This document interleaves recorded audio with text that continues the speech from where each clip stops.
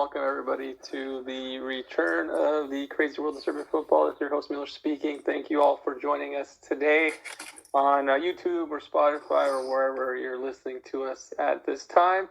This week we have a lot of things to talk about, and I'm joined by a bunch of special guests as usual. First, we have our main man, Luca. Luca, what part of the world are you in today? Hey man, I am in DC, but flying into Miami tomorrow, man, which I'm super excited. Oh, nice. What are you doing in Miami? Hey, it's my best friend's bachelor party, man. So I might not make it out alive, dude. Okay, so you probably won't see you next week. Yeah, probably not, dude.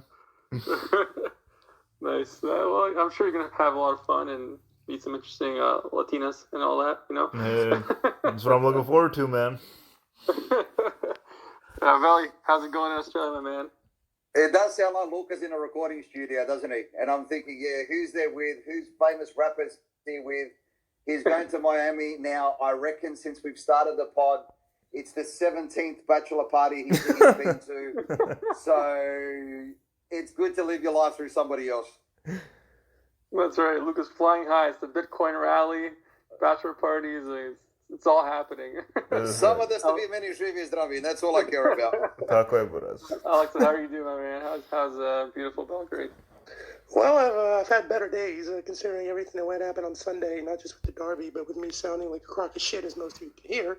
But it does mean a more pleasurable listening experience for the listeners of this wonderful podcast because I won't be talking as much, and having a chance to do it with you guys makes it a lot easier. So I'm ready to get into it. There's a lot of topics to cover, and a lot of good stuff happened, a lot of bad stuff happened, and sometimes it was the best and worst of Serbian football at the same time. So it was a good week.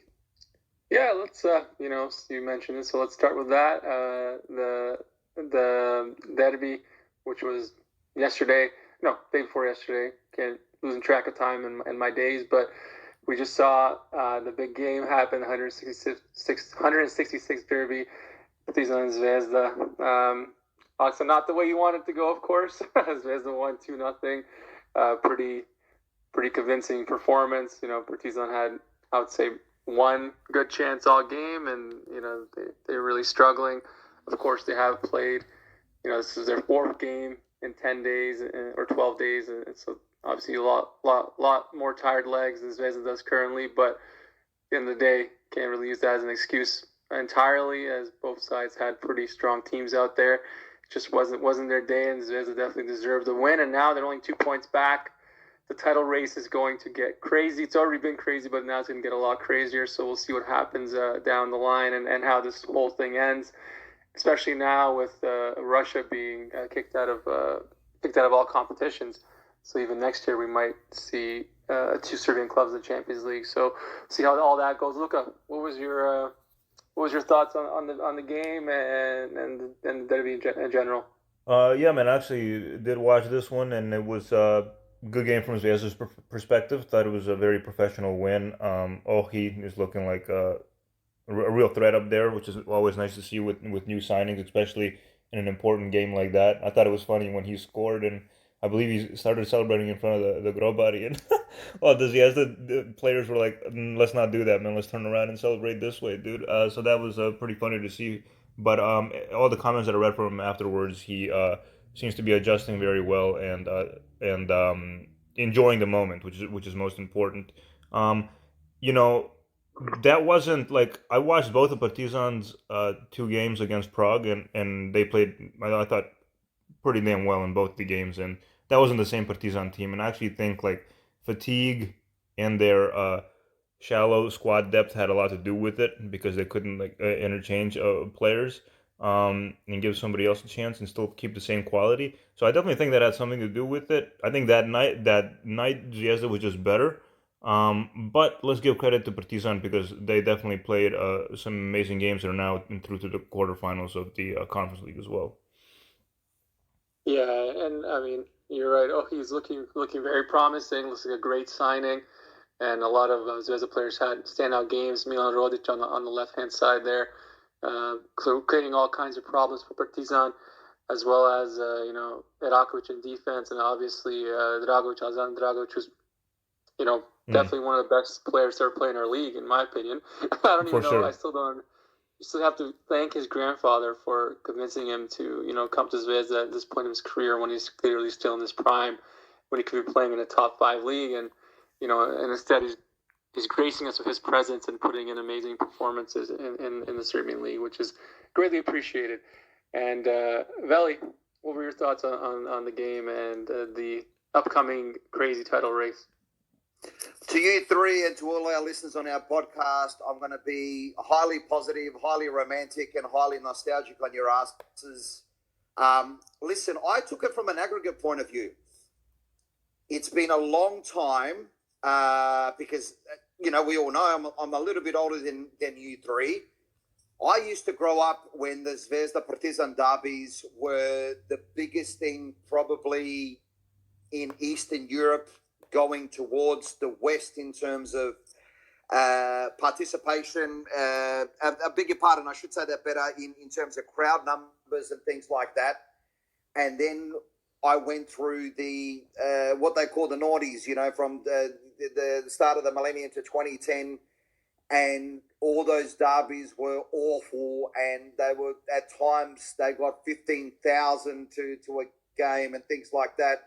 Used the scene as political, the derby was as seen for people showing off their political venting and their opinions, and people to take out their frustrations, and there were fights and crap and all that type of stuff going on at the ground, not to take away from the few horrible scenes in the Belgrade streets beforehand.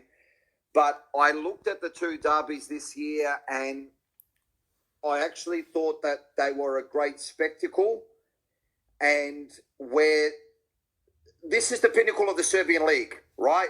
We talk about our Serbian clubs in Europe, and we talk about our national team, rightly so, and we talk about our players who are doing well in Europe.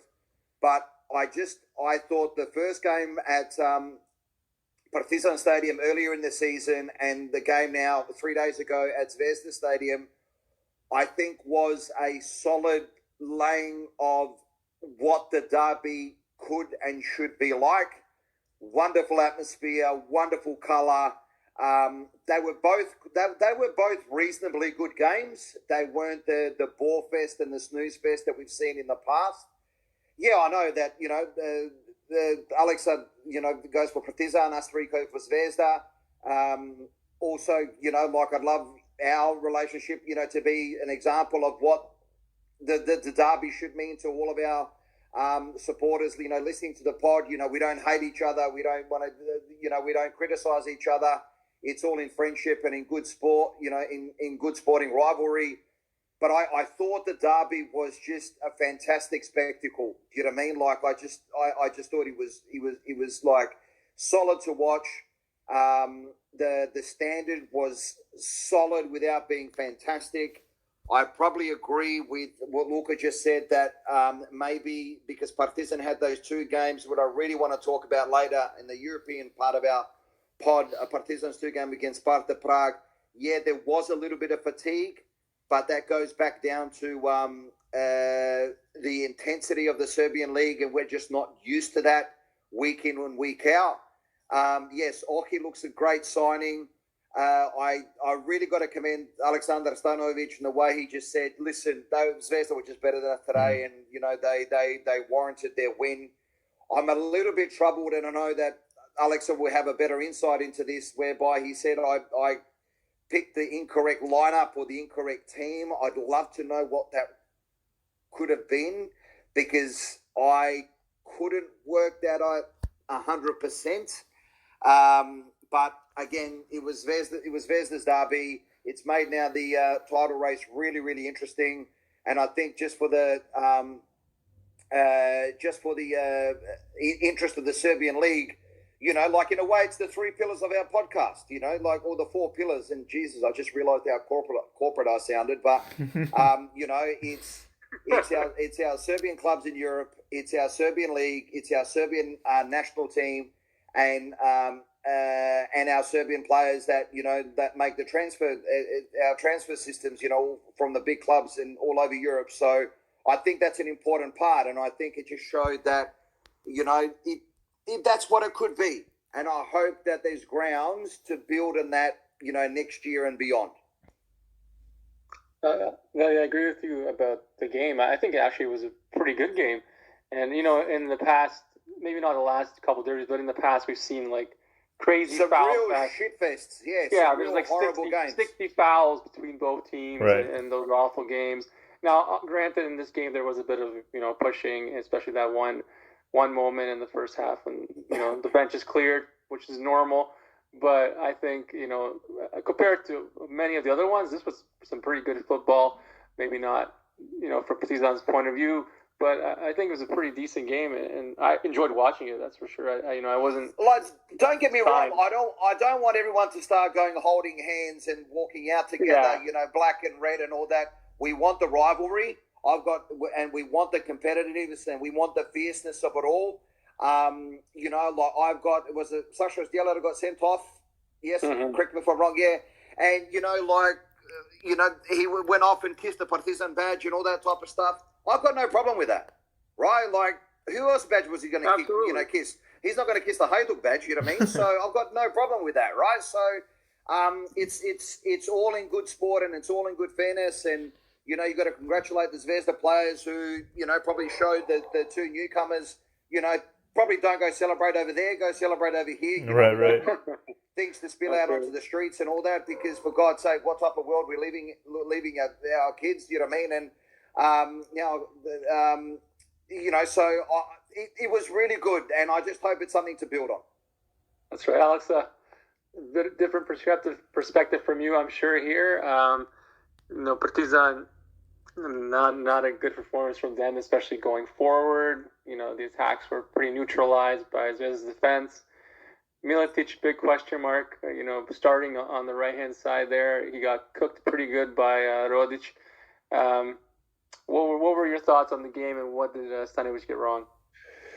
Well, I think the thing that Veli said at the start about the derby being a very popular thing in the past is something that actually came back in a way in this particular game, because from everything I heard and everything I saw, there was a lot of interest from foreign journalists and foreign fans that were coming in to watch the game. I think that the stadium was the most filled that it's been for a derby in a very, very long time. It was reminiscent of the derby that happened back in 2003 after we played Real Madrid in the Champions League, when it was, you couldn't put a needle in the stadium. That's how full it was. And this was the first time in a while that, our southern stand was full all the way, and the fans showed up in big numbers, and the atmosphere was pretty good on both sides. So I think it's something that helps the overall image of the derby.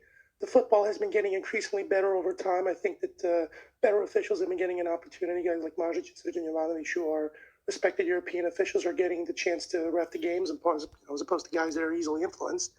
And I think it's good for the game. I think it's good for the league. I think that, considering that we're nearing the top 10, leagues in Europe, I think that UEFA might have a bigger incentive to come in and even, make sure that the other games in the league look that good. And it's a shame that the league isn't shortened so that we can see this kind of intensity every single match day, because there's a big disparity between the top teams and the bottom teams. And if, you would be more accustomed to the tempo, and even the derby games look better. But again, derby games in most countries aren't particularly great. They're defensive slugfests, and very rarely do you see a goal fest that happens. So I wasn't surprised that this game was similar like that, although there was some good football to be played, at least from Zvezda's perspective. And I thought Zvezda played a pretty routine game. I don't think they really ever got out of second or third gear the whole way. We didn't really have much of an idea what we wanted to do. What Stanovic got wrong in the lineup, I think, is very evidently the fact that he started Jovic ahead of Jeftovic as the DMs. I think we all knew going into the game that Zvezda's going to have a lot of danger from second chance opportunities, and that Kata and Ivanic and others are going to come in after the rebounds. And you have Jovic there who doesn't track back, who doesn't pick up his man, who's not physically ready to play at such a tempo against the likes of Sanogo and Krstičić and others. And you have a logical situation where the first cross comes in and Kataj outleaps Jovic because Jovic doesn't pick him up. The second goal is a bad clearance. Kataj stays into the box. And, Miletic staying there again, I don't understand how he could play him there. He was so bad in his previous term that he cost Sal Milosevic's job in a way. So him going to that route, and I know that he didn't have Mirkovic available, but he had Marko Živkovic, he had Lutovac, he had somebody he could have put there. And Miletic just got absolutely roasted on that side, as you guys mentioned. And I don't know. I mean, Nemanja Jovic's form is dipping more and more. He's probably the most talented youngster that that this team has, but unfortunately he's not showing it. And Dichu, who was also a bonus player who could have helped out and is more direct and probably better in face-on one-on-one situations, didn't get any minutes. It showed how weak we are when Zvezda doesn't have a great game. The team is 30% weaker, and ultimately the limits of this team were exposed, and it wasn't surprising. Our track record of, after big European games isn't particularly great. I think that the team in some ways was emotionally drained after how well we played against Sparta, especially the first half. And I think it was expected. I think they show that it's more tactically flexible. I think they're a team that's physically much more ready. They're used to playing Thursday and Sunday, for years now. And I think we really blew a big chance. I think Stanovic's mentality going into the game when he said +5 and +2 are the same to me was wrong. I think the subs he made were wrong. I think that, listen, this is his 5th derby and in the second term, and he hasn't won a single one yet.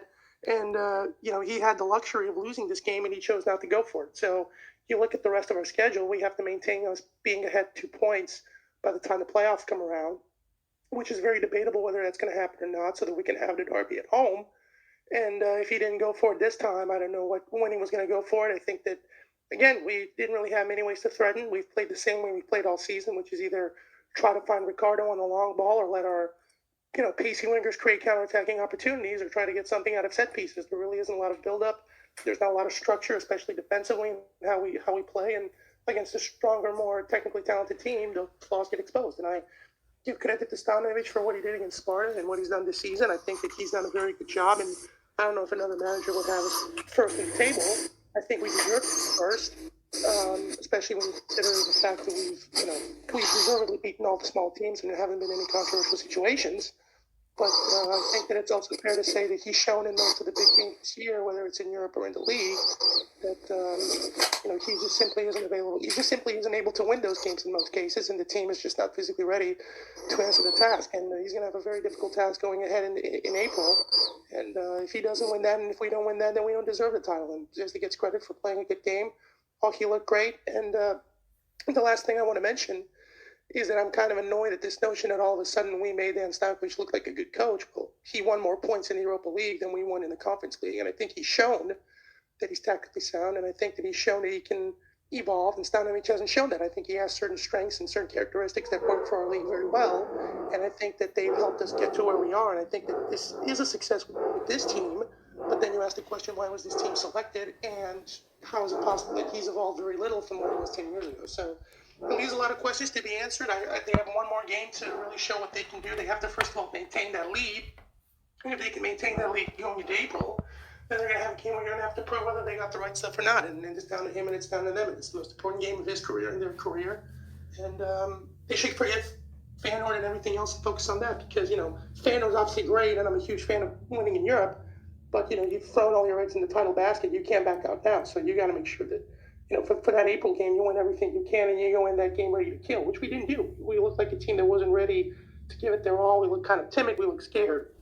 We didn't really make a lot of fouls, and Zvezda just deserved it. They were much better on the day, and they looked, made us look second rate. Really, that's all there's to it. Yeah, I agree with you, Alex. You can't argue against that. Partizan didn't play their best game, and a lot of obviously you mentioned Zdjela had a horrible game, his worst game of the season, and he's a player that the Partizan really depends on.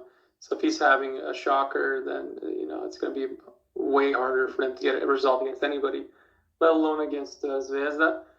And you mentioned as well the upcoming title race and the playoff and all that. It's going to get really juicy.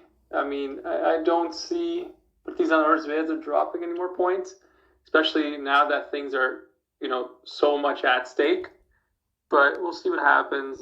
Anything can happen. There's always surprises, even in our league. There's always like a draw against Radnički or something like that that screws everybody up.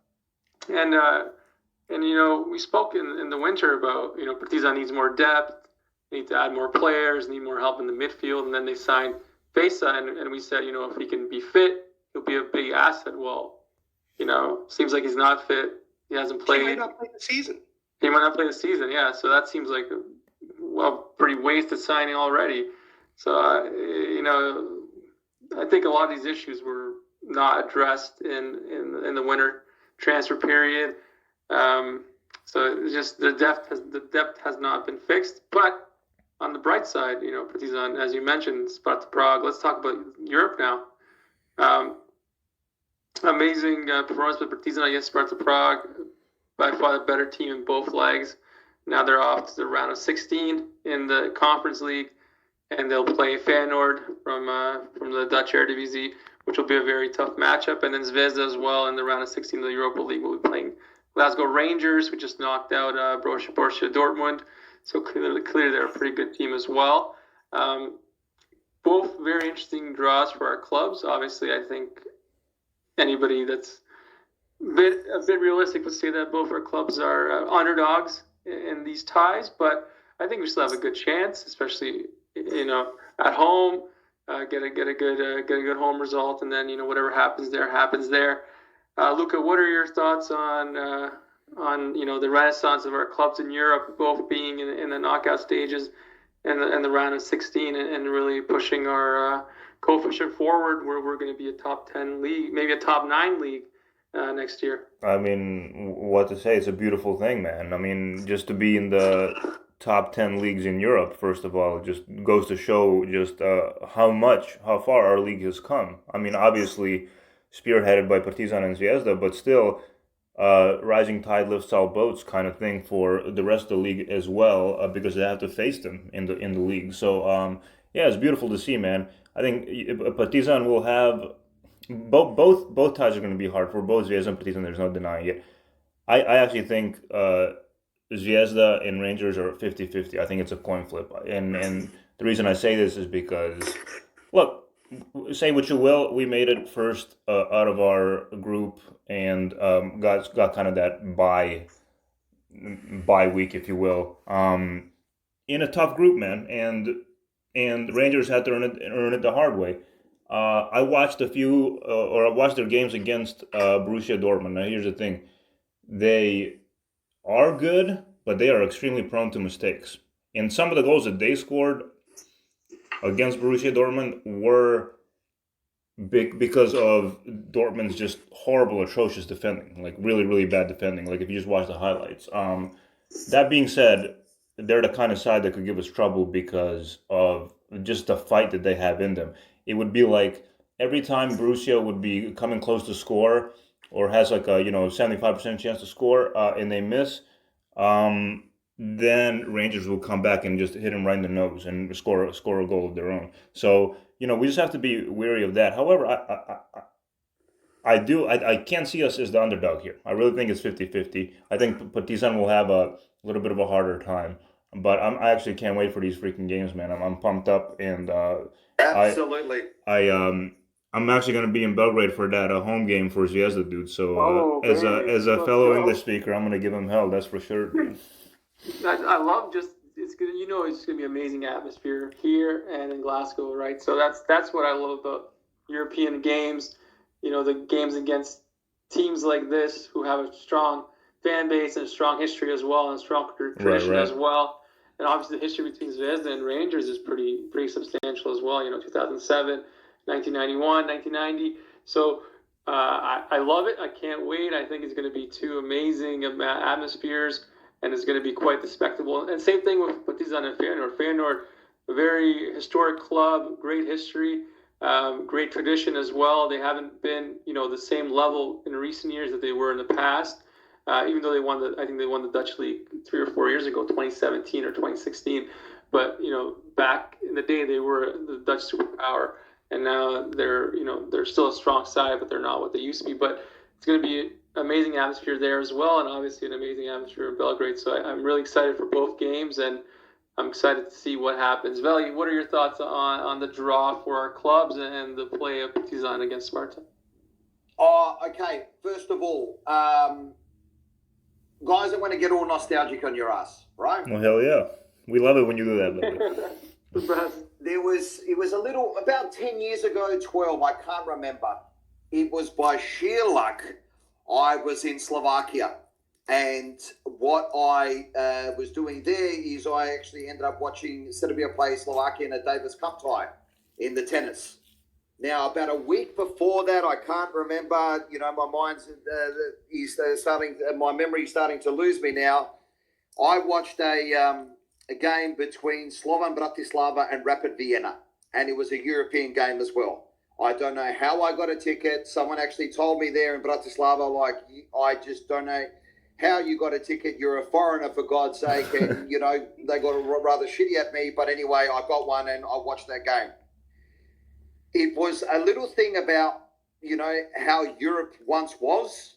Do you know what I mean? Because sometimes you go through, okay, it's not us four, it's not our listeners to the pod, but you would think that basically European and world football is run by Manchester City, Manchester United, Chelsea, Paris Saint-Germain, and, probably Real Madrid and Barcelona. And sometimes you got to think to yourself, there's more to life than that. Do you know what I mean? There's more to life than those big, four or five clubs. It gets boring, man. It does. It really does. And then their push, and if you had Juventus and you had, Bayern Munich, for yet another breakaway league and so on and so forth. And I hate the whole thing, why it's almost like one rule for them and one rule for everybody else. And God, isn't that a subject matter on its own? But anyway, it does get boring after a while. On the last pod, I spoke about Partizan's game against Sparta Prague, and I was actually really, really excited about that, and I really couldn't wait, because I know this is stretching a long bow, but I actually thought that was a prestigious tie. I thought that was a prestigious matchup, and the fact that Partizan won the way that they did, I think that is something that should have been celebrated maybe a little bit more than what it was. I agree. And isn't it funny how Europe has gone the full circle? So when I was in high school, when I was in university, there were 3 European club competitions. The old Cup Winners' Cup used to produce some of the best finals of that year. You know what I mean? Like the UEFA Cup used to be a home and away leg. There used to be the Champions Cup final and used to be the Cup Winners' Cup final. And of those 4 games, the Cup Winners' Cup final used to be the best final that there was. So I actually thought it was great. Kudos to Partizan for getting past Sparta Prague. And, I actually thought that was a prestigious, tie, and not enough was made of Partizan's great performance over both legs. I am a Stanovic fan. I was really interested, to hear Alex's, comments not too long ago. I get the feeling Alex is going to give me a better insight, because, you live in Belgrade and, we don't, I don't. And I just get, just read the media every morning, before I wake up, even before I say hello to my wife. But anyway, that's a different story. He's the type of guy that I wish him well.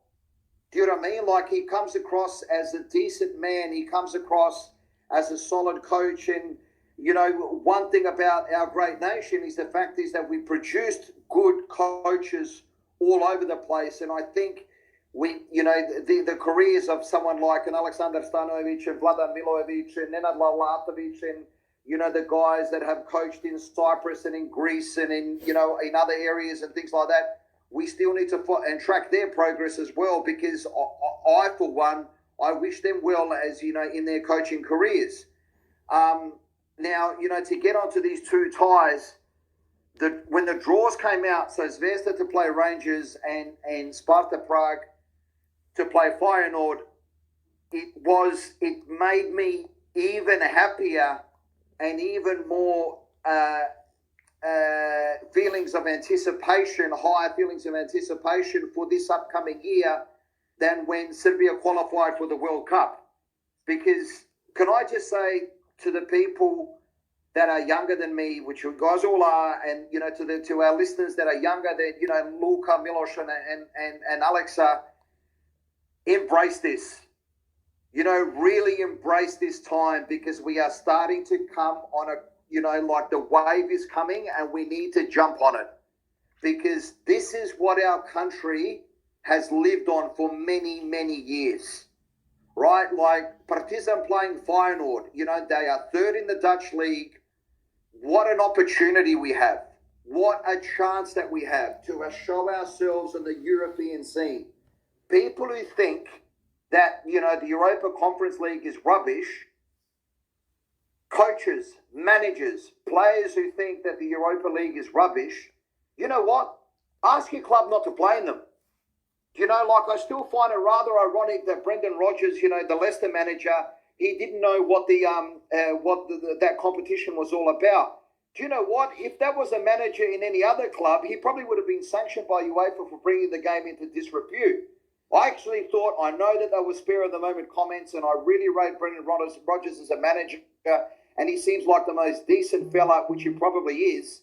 But, I feel like saying, you know what? If you guys don't like it, then piss off and don't play in it. Forfeit it and bugger off. Right? Right.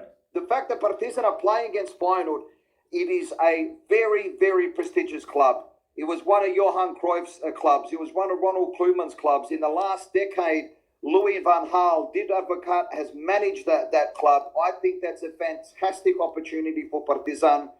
I was in Belgrade the last time Partizan played Feyenoord. Sadly, it was a game that, fans weren't allowed, and they filled it up with 25,000 school kids, of which just made a fantastic atmosphere in itself. And I reckon on that night, Partizan maybe even gave the opposition a little bit too much respect. And, they held back a little bit and all that type of stuff, although they played okay. But I think it's just a fantastic opportunity for them to show themselves on another European occasion, on another European night. Zvezda versus Rangers, again, Rangers will not look forward to playing against us. Right, I know that they are high as a kite because they beat Borussia Dortmund, and I know that in a way Rangers will still be saying to themselves, our priority is the Scottish Premiership, and that's their business. If you know what I mean, like where they put their priorities is their business. But I think the opportunity for Zvezda lies if we can negate Morelos, who is their star striker, the Colombian dude. Because he's the type where if things don't go his way, he gets a little bit shitty. He kicks the can against along the road, and his head goes down and his motivation level sinks. And if we can stop, their probably most solid play, James Tavernier on the left-hand side. I'll stand corrected as usual. I think Zvezda is in with a fantastic chance. People from the United Kingdom will flock to Ibrox to watch the away leg. Kids, young boys and girls who will listen to this pod, I know that we're trying to spread this through social media, through Twitter, through Spotify, through everything. All of our people in our diaspora who are younger than me, take this opportunity, clear your calendars, clear your agendas, watch these games. If you're a Zvezda, watch the Partizan game. If you're a Partizan fan, watch the Zvezda game. Because we are on the start of something special, and I just cannot wait. I was so happy when these draws came out, and Znashta jedva čekam. I cannot wait for these ties to happen because there's a possibility that both these clubs could go even further than these next ties. Oh, beautiful. Real possibility. Beautiful, man. Real possibility. And it's up to us. It's up to us as Serbian clubs. It's up to us as Serbian fans. We need to fill those stadiums in Belgrade and to say, welcome to hell. Right? We got to make a statement to say, when these clubs have left Belgrade, that you didn't bring enough underpants because you've soiled them.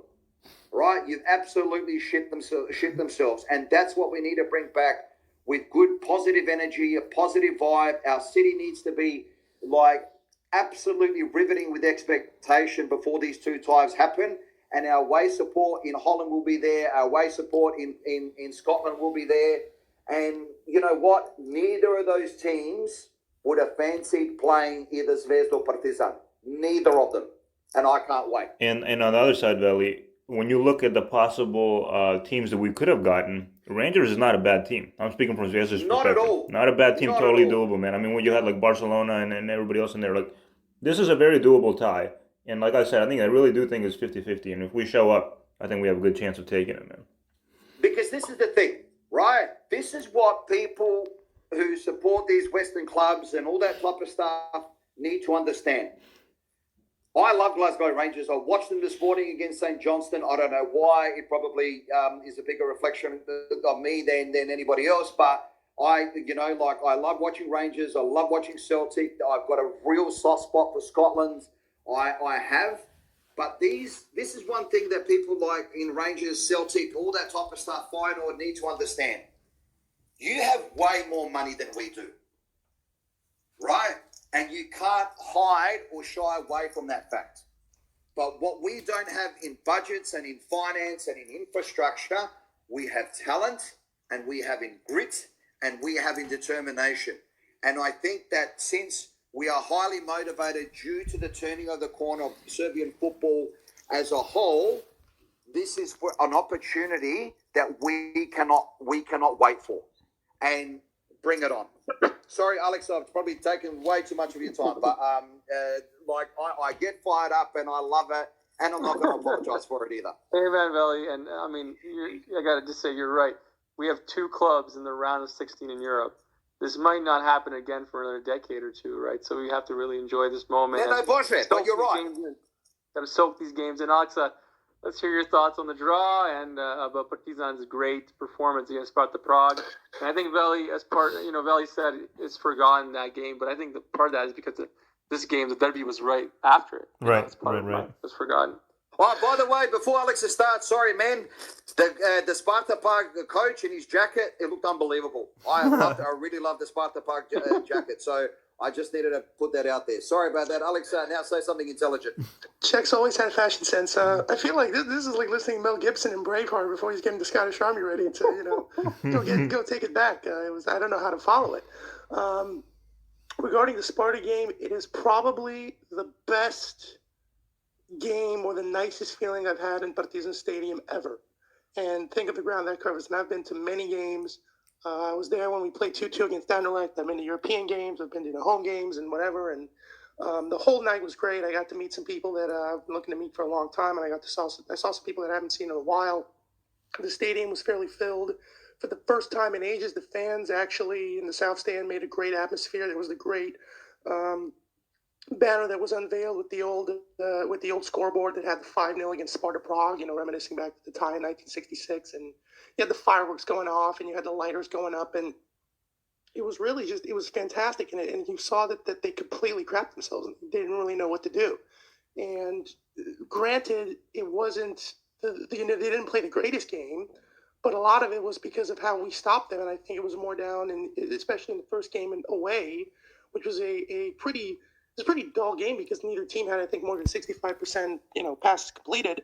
And the fear that I had with Sparta was that they're physical, they can run quick, they can create counterattacking opportunities, and we didn't allow them to do that. And when you pair that with the general disinterest that the coaching staff and that the club seemed to have displayed going into the game, saying that, we're focusing on the league and, the league title's our main priority, they went out and they played fantastic away, at least in terms of stifling them. They didn't allow them to get easy opportunities.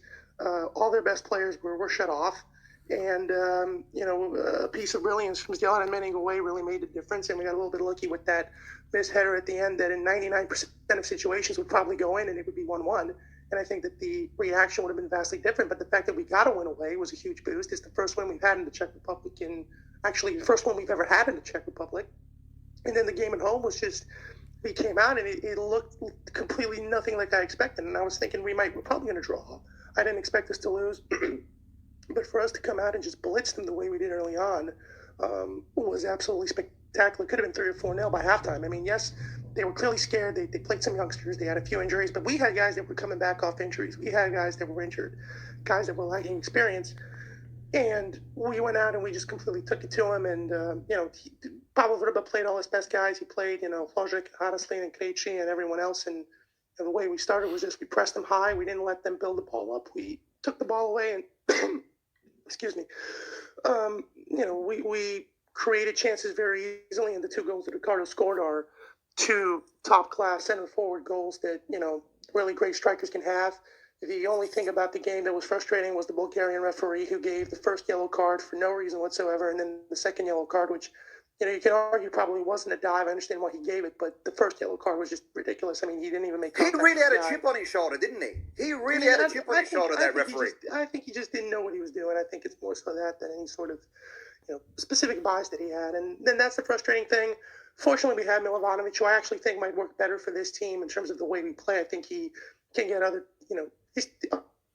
teammates involved more, and I think that he's got other sets of skills that Ricardo doesn't have, and vice versa. So, I'm not worried for his ability going into the Feyenoord game. He got a chance against Anatolis, and he took it immediately, and I think that he's going to take the Feyenoord chance well. And the Sparta game was just great. There's very little that I can say negative about it, and I think Stanojevic deserves credit for getting 2 wins in a European knockout tie, which has never happened in our club's history. And when you look at where we were at the start of the season, to get into the round of 16 of a European competition is way more than anyone could have hoped for.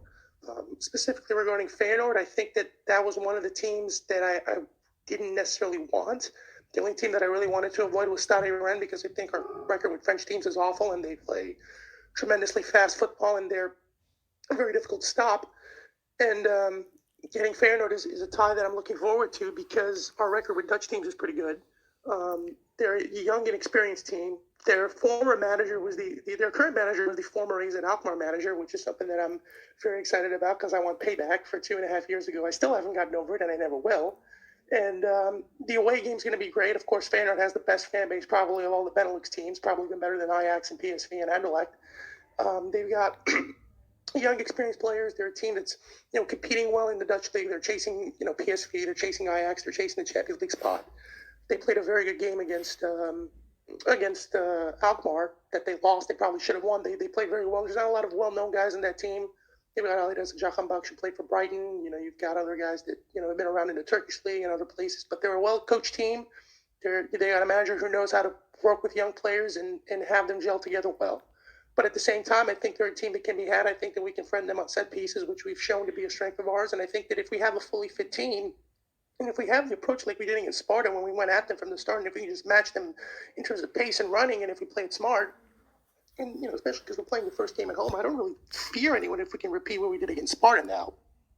It's not the easiest thing to do that, but I think we've got a chance to go through. And considering some of the teams we could have gotten, like, for example, we could have gotten Rennes or, Copenhagen, I think it would have been difficult. And at the same time, it's like you mentioned, Belly, you're going up against a big club, 3 European trophies to its name, amazing fan base, great players. It's much more enjoyable to play against a club like that than it is to play against someone like Copenhagen, which is kind of boring. And, they're a good team. They might knock you out. So it's a great chance. If we manage to knock them out, I think it's going to be the biggest achievement in recent club history. I mean, we haven't played in the quarterfinals of European Cup since 1990. So you can say about the conference whatever you want, but to get into the last 16 is a hell of an achievement. And it's not an easy thing to do. And beating Sparta twice took some doing. And I think that you can say about the group that it was fairly easy, and the qualifiers were, a bit tricky, but knocking out Sparta, a club with big history, a club that took the competition seriously. They beat Rangers. They beat, they put 3 goals past Leon. It's an achievement. And I think that if we're healthy, and if we go at the Feyenoord like we did against Sparta, and if we put the pressure on at home like we can, then I think that we have a chance. It's going to be difficult because they've got pace and they've got, quick build-up abilities. But I think that our set pieces and our toughness can hopefully stifle them, and I think that we have a shot to go through. About the Rangers game, I think that Rangers, you guys said it all. I mean, it's a club that has history with. It's a club that showcased its ability to put a bunch of goals past anyone. They've got players that maybe aren't well renowned but are very good for their team. James Tavernier, who's their right back, would probably be England's best right back in any different era, and he's not even in the 5 best right backs they have right now. Ryan Kent has blossomed since he's left Liverpool. They've got, Ryan Jack, who we saw for the Scotland team. They've got Alan McGregor, who's a legend in goal. They've got a great fan base. You mentioned Morelos. You mentioned Stephen Davis, Scott Arfield, Borna Barisic. Gio Van Bronckhorst has taken over Steven Gerrard and has kept the same principle of play. But I think Zvezda's shown that they can knock out tougher teams in, bigger circumstances. I think that they're going to be hyped up for it. I think that Zvezda's shown that they can match teams in terms of toughness, maybe not in terms of pace.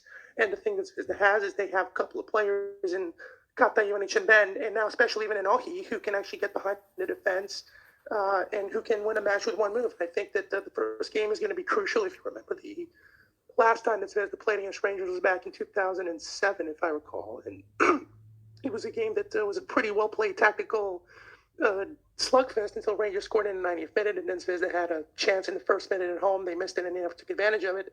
So for Zvezda, the key is to not lose in Scotland. If they don't lose in Scotland, they got a pretty good chance to knock them out at home. I'm pretty confident that they can do it, but I think the first game is going to be crucial. I think that you have to play it smart.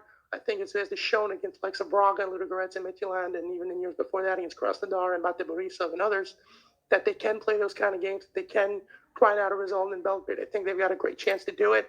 I think Rangers is a team that can put 5 goals past anyone, but they can also collapse at the back. So I think if you hold on to that first wave, that absolutely has a shot to go through. And again, all things considered, when you look at where Serbian football was a few years ago, and let's be honest, where it is now, the fact that we've got 2 teams in a round of 16 fighting for a quarterfinal spot is way more than we could have hoped for. So we have to enjoy it. And I think that the great part about it is both teams have a shot to go through, and you look at the ties they could have gotten.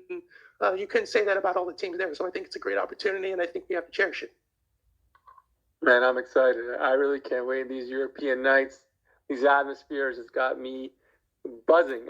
And I'm really looking forward to it.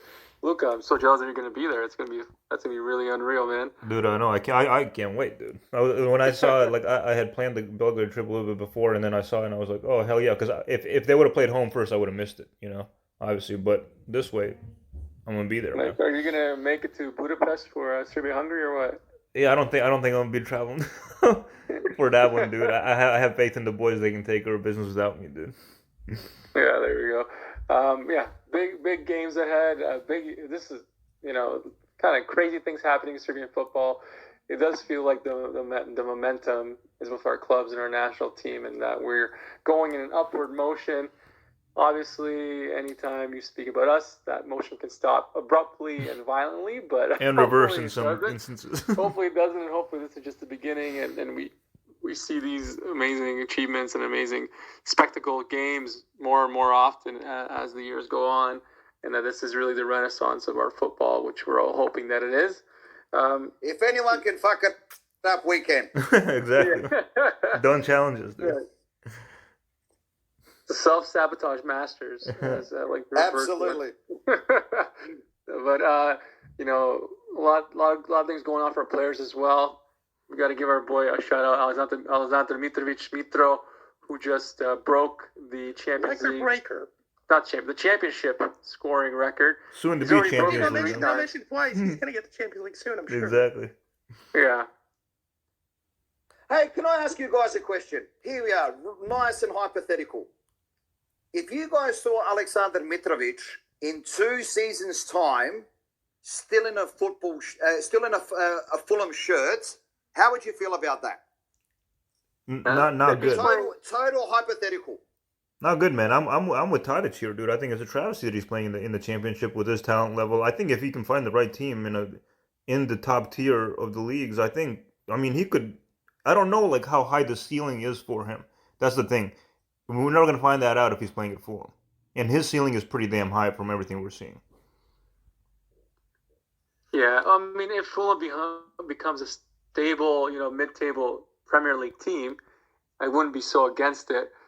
But at the same time, he needs to play on a team that's attacking, that has possession. He's not a player that's going to play this counter-attacking style and that's going to, score a lot of goals playing that way. Right. It's just not. It doesn't suit him. Like, look at how Serbia plays. That's how he needs to play on a team that has a lot of possession, a lot of attacks, great wingers, creative players. He needs that to be successful, and it's really hard for him to do that at Fulham. Even at Newcastle before that, these are teams that were kind of fighting for survival, fighting for their lives, kind of very defensive, not having a lot of possession. So it's going to be very hard for him. I know Fulham looks amazing right now in the championship. They're going to have a record season. They're going to win the league. But they looked amazing before. Exactly. Because the reason I asked that question is, and I've said this on the pod before, and it's got nothing to do with me, but people like Tadic, people like Mitrovic made really wise career choices, right? So that why I asked that question is, I think again, what Mitrovic has done, it sadly will be underrated by many in the football world because number one, he's Aleksandar Mitrovic, who's Serbian, and number two, they're going to say it in the championships. But when it's in the championship, but when it suits them in another discussion, they'll say, the playoff final is the richest game in football and it's such a high standard and so on and so forth. Right. So there's always that inconsistency there. But the thing is that his next career move really needs to be at a club with a manager that knows his strengths and that has a style of play that suits the player that he is. Because let's face it, if we're playing in a high-tempo team that looks to have a high transitional rate, and what I mean by that is, a lot of these modern coaches now going in that they call it the first 3 seconds or the first 5 seconds. So what they do is how they transition when they've lost the ball and how they transition when they won the ball back. So if he's in one of those teams that play that high tempo, high press, try to gain the ball back within the first 3 seconds of losing it, I think Mitrovic could struggle in that type of team. And especially, the way that Fulham play, he's the sole guy up front and everyone plays around him, whether it's the 1 or 2 players behind him, the player either side of him. So the reason I asked that question is to say that, okay, is he going to go to Fulham or is he going to go straight to Tottenham next year or straight to Marseille next year or straight to, Juventus next year or Milan next year or something like that? I think he still needs to be rather wise in his next career move, because is there stuff to build on? Like, yes, I can't wait to see what it's going to be like in the next 2 seasons for him. And, number one, I can't wait to see him in November, in the World Cup. But, that's right. It's not taking nothing away from Artur Mitrovic's achievements, but I'm just so fascinated about his next career move. This has to be his last ever championship season.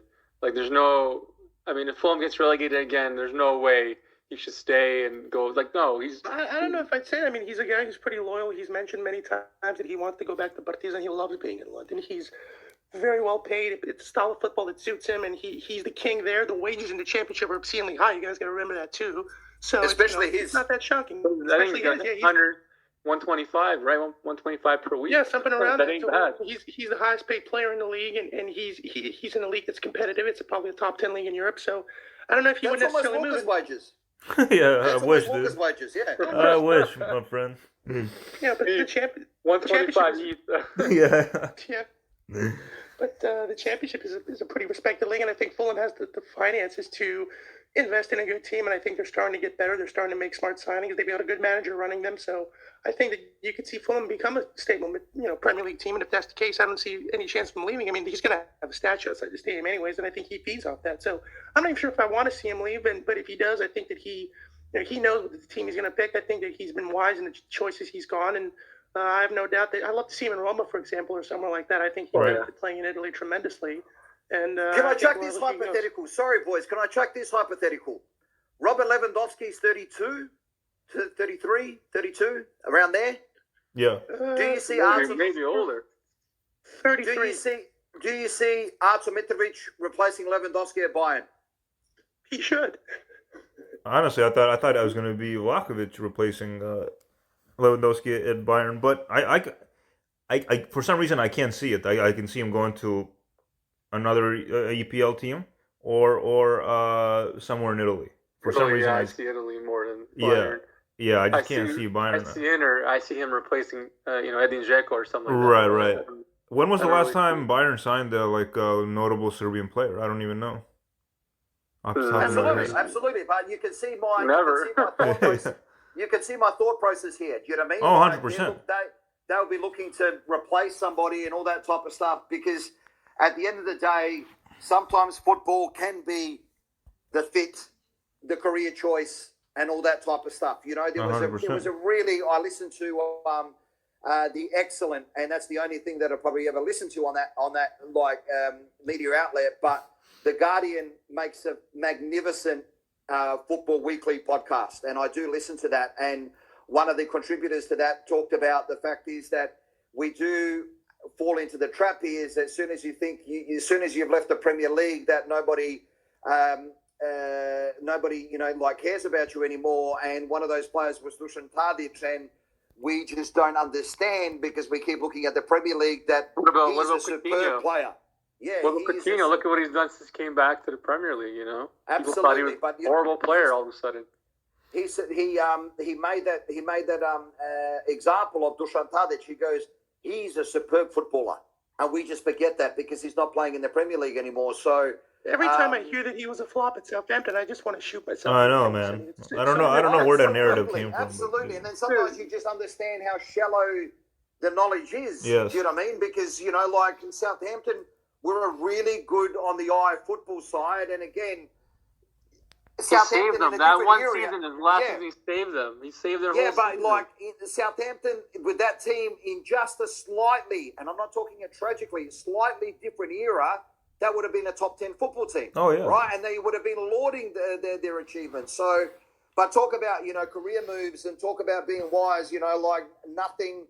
If there was a prize for the best career move of 2022, it would have been Dusan Vlahovic to Juventus, because overnight he's gone from a really solid Italian team to playing in the top Italian team and and Champions League all in the same season. So again, I'm all for these really fascinating. And also, he's gained about 1 million Instagram followers in 2 weeks as well. That's what it's all about, baby. He's not playing. He's carrying them, really. Yeah. So, yeah, literally. Just like Walker. You know what I mean? So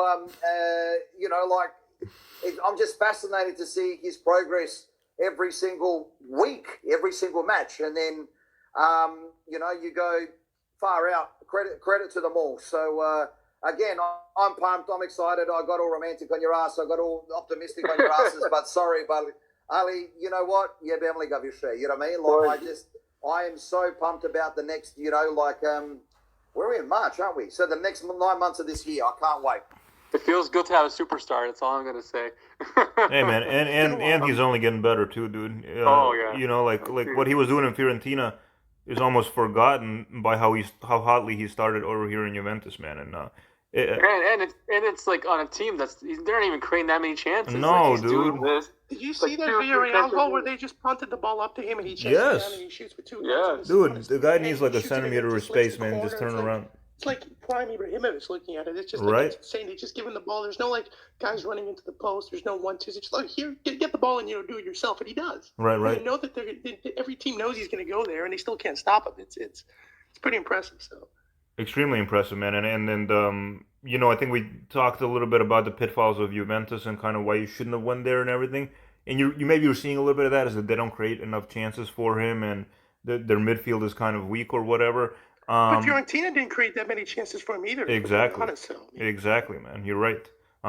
So great freaking start, man. And he's just picked up where he left off from Fiorentina and then some. And it's just freaking beautiful to see. And scoring your Champions League debut goal in 35 seconds or whatever it is. I was watching the game. I started watching the game there, luckily from the beginning. And I had to get off. I jumped off the couch, man. I was so excited because that was a goal literally out of nothing, and to score it in 35 seconds on your debut, it was just beautiful, man. Yeah, and he's so good. He creates his own goals. I mean, he doesn't need many chances to score. He's that good. And the exciting thing is, just imagine what he's going to do in this form, in this type of atmosphere when he goes back to the national team and plays with Tadic, SMS, Kostic, those guys. Some nice attacking football, baby, yes. Another part that kind of gets forgotten about it is that if you consider the fact that a lot of our guys have that great season and they come to the World Cup, they're drained. Now this World Cup's going to be in November. They're going to have a full summer to rest, and they're going to come into that World Cup in full form because the season's going to be going underway. So they're not coming in drained. They're going to come in firing, ready to go. Right. So we're not going to have hangovers where guys are like, we've played a full season, we've carried our squads to cup finals and top 4 finishes. They're coming in fresh. They're coming in full fitness, and it's scary to think what he could do because he can do everything. He can chest the ball down. He can get behind the defense. He can shoot from distance. And if he was a little bit better dribbler, it would be like watching the old Ronaldo or Batistuta or someone like that. I mean, it's incredible. It's a guy who can win matches by himself, which we haven't had in a very long time. So it's very refreshing to see. Yeah. The only thing I'd add to all of that is, listen, I would rather they all be, every single one of them, to be in form in September, October of this year rather than right now. Oh yeah. But there's the other thing that we just need to keep an eye on is at this point in time, people like Nemanja Radonjic are not getting a lot of game time. Filip Juricic is still injured. Correct me if I'm wrong, because he hasn't been in. He's been injured for 3-4 months at least. Yeah, so he's been out for quite some time. Listen, at the end of the day, our goalkeeping issue will be, I reckon, a discussion point right to the first game of the World Cup. I still think that is up in the air, and Marko Dimitrovic is sitting on the bench a lot as well. He's not first choice for his club. So I think, and maybe even if I'm really critical, the last month of SMS for his club side, Lazio, hasn't set the world on fire, but he's been okay. So again, I'd rather trade that all for everyone being in peak form in September and October of this year. But there's something, that we all need to keep an eye out on, not just our stars, but the people that make, the other positions from, 1 to 23 in that final World Cup squad. So interesting times ahead. For sure. And I was watching Fiorentina against Juventus today. Heartbreaking loss for Fiorentina, but Milenkovic was pretty solid. He was pretty awesome, yes. Yeah, he had an excellent game. He seems like he's developing very nicely. He's becoming more mature, more confident, just more. He wasn't a bad defender before. He's just becoming more experienced and more intelligent in the game. And today he had a lot of good reads. He's definitely somebody who's going to be top class defender for many years. And today I saw a lot of good things for him. And as far as Vlahovic today, he barely got any chances. It's just that Juventus was pretty much going for a draw in this game, but they got the win in the end by unlucky own goal. But they'll take it. Whole crowd was booing him for no reason. I know, man. It's outrageous, man. Everything he's done for him, dude, and they treat him like that. The thing is, though, like in 5 years, when he's like, Ballon d'Or and all this stuff, and one of the best striker in the world, they're going to be. Oh yeah, he played for pretty us. quickly. They're like, we made him. Yeah, they'll be gassing him out. They're like, we made him. He was made here and all that. So I won't pay any attention to this. This is just temporary. It's just noise. It's just noise, man. The wound is fresh, but in like 3-4 years, when he's the best in the world, they'll be having his posters up again and all that. Like, don't have to worry. Doesn't it give you the shits when the narrative changes to suit people's purposes? It just like, oh my God, you know what I mean? Like, it makes me very, very shitty. 2022. Absolutely. Belly, before we wrap it up, man, you got any shout outs? Yeah, I will have a shout out, and I always look at this, fondly. Because I'm a big fan of that league for some reason. I think it's because living in Australia, we're an up-and-coming football nation. We can say what we like. We're not as good as we think we are. But I look at the MLS. So I saw Milos Degenek started his first game for the Columbus Crew, 3 or 4 days ago now. You North American buddies, correct me if I'm wrong. I still think that's where Milan Borjan will end up in next season. I just have that feeling. So a big shout out to our Serbian diaspora in North America, and that's about all. Yeah, what about Prijovic? Privic's doing pretty amazing in the A-League. He's doing all right, and the